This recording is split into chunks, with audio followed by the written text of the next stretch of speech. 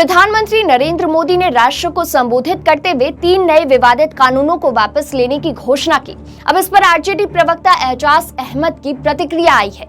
एजाज अहमद ने इसे किसानों तथा देश के आमजनों के आंदोलन और समर्थन की जीत बताया और कहा कि किसान आंदोलन ने यह सिद्ध कर दिया कि सरकार की जिद और अहंकार को संघर्ष और आंदोलन के माध्यम से ही झुकाया जा सकता है और जायज मांगों को मनाने के लिए सरकार को मजबूर किया जा सकता है।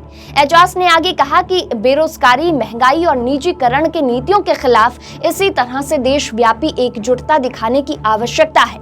राष्ट्रीय जनता दल पूरी तरह से प्रतिबद्ध होकर हमेशा आंदोलनकारी के साथ खड़ा रहा और आगे भी खड़ा रहेगा।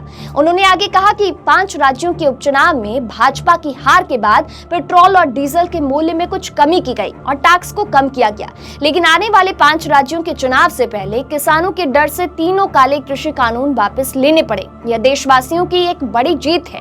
उन्होंने यह भी कहा कि बिहार में नेता प्रतिपक्ष तेजस्वी प्रसाद यादव ने हमेशा किसानों के समर्थन में संघर्ष और आंदोलन को मजबूती प्रदान कर किसानों के साथ सड़क से लेकर सदन तक आंदोलन किया, लेकिन नीतीश की डबल इंजन की सरकार ने नेता प्रतिपक्ष तेजस्वी प्रसाद यादव सहित पार्टी के अन्य नेताओं और कार्यकर्ताओं पर मुकदमा करके किसानों के आंदोलन को कमजोर करने की कोशिश की। लेकिन राजद ने किसानों के साथ खड़े होकर यह साबित किया कि किसानों के हित में सदन से लेकर सड़क तक राजद किसानों के साथ है और आगे भी रहेगा और बेरोजगारी तथा निजीकरण के खिलाफ आंदोलन को देशव्यापी स्तर पर तेजस्वी प्रसाद यादव के नेतृत्व में चलाया जाएगा। सुनिए एजाज अहमद का क्या कुछ कहना है।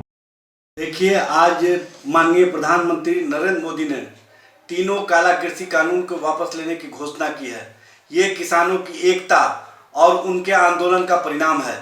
किसानों ने जिस तरह से उनके आंदोलन को बदनाम किया गया, उसके बावजूद भी अपनी एकता और एकजुटता को प्रदर्शित किया और सरकार को ये बताने का काम किया, चाहे तुम जितना भी मेरे बलिदान ले लो, लेकिन हम झुकने वाले नहीं हैं। और आज सरकार को झुकाने का काम किया। ये लोकतंत्र में जो अहंकारी सरकार होती है उसको झुकना पड़ता है, ये दिखाने का काम आंदोलनकारियों ने किया।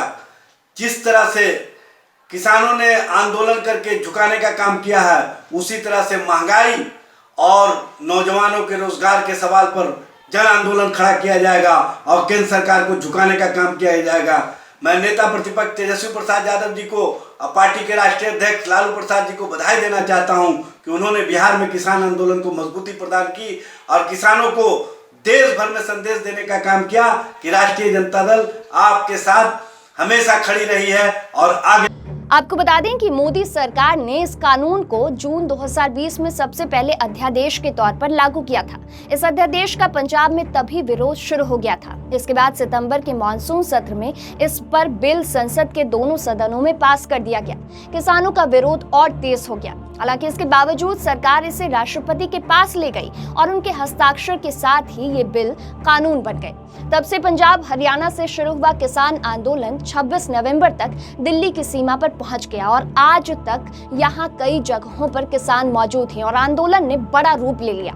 हालांकि अब प्रधानमंत्री नरेंद्र मोदी ने इन कानूनों को वापस लेने की घोषणा कर दी है और कहा है कि संसद के इसी शीतकालीन सत्र में सरकार तीनों कृषि कानूनों को वापस लेने की प्रक्रिया पूरी कर देगी, यानी कि इस शीतकालीन सत्र में ये कानून आधिकारिक तौर पर हटा लिए जाएंगे। फिलहाल के लिए इस वीडियो में इतना ही। आप देखते रहिए इनसाइडर लाइव। ये वीडियो अगर आप फेसबुक पर देख रहे हैं तो हमारे फेसबुक पेज को लाइक, फॉलो करके इस वीडियो को शेयर जरूर करें।